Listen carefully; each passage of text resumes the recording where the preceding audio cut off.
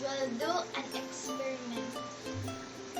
Let's see how far the car will go if we apply different forces.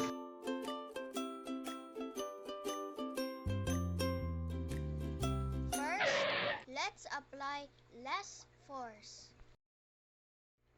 The toy car traveled 80 centimeters.